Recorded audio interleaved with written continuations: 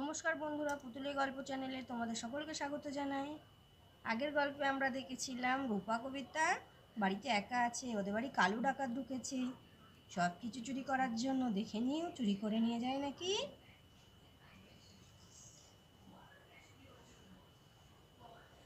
কি হলো, তোরা এখনো দাঁড়িয়ে আছিস? যা নিয়ে আয় সোনা দানা যা কিছু রয়েছে ঘরের ভেতরে।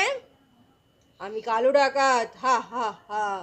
যেখানে যাই সব কিছু চুরি করে নিয়ে চলে যায়, আর আমাকে দেখে সবাই ভয় পায়, হা হা হা। যা কালু ডাকাত, কালু ডাকাত, ছুরিটা ফেলে দাও, আমার খুব ভয় লাগছে, আমার খুব ভয় লাগছে।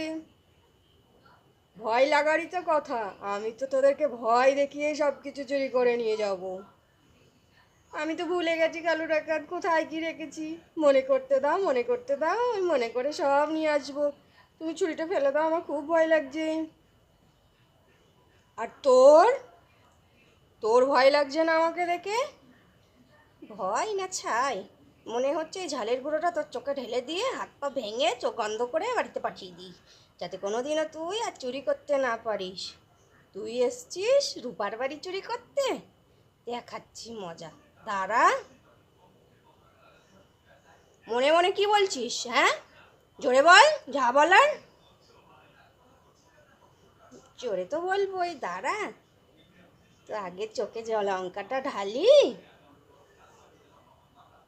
কবিতা, তুই সব ভুলে গেছিস যখন আমি যাচ্ছি, হ্যাঁ সব নিয়ে আসছি। কালু ডাকাতকে সব কিছু দিয়ে দেবো, তাই না কালু ডাকাত? হা হা হা। এই তো বুঝে গেছিস, ভালো মেয়ের মতো, যা শিগগিরি নিয়ে আয়। আমি যাচ্ছি কালু ডাকাত, আমি যাচ্ছি, আমি যাচ্ছি। তা যা, আমি এখানে দাঁড়িয়ে রইলাম।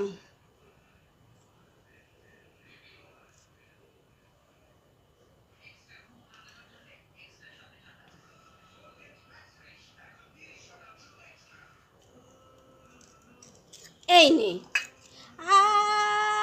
আমার চোখ জ্বলে গেল, আমার চোখ জ্বলে গেল, আমার চোখ জ্বলে গেল, আমার চোখ জ্বলে গেল, আমার চোখ জ্বলে গেল, আমার চোখ জ্বলে গেল।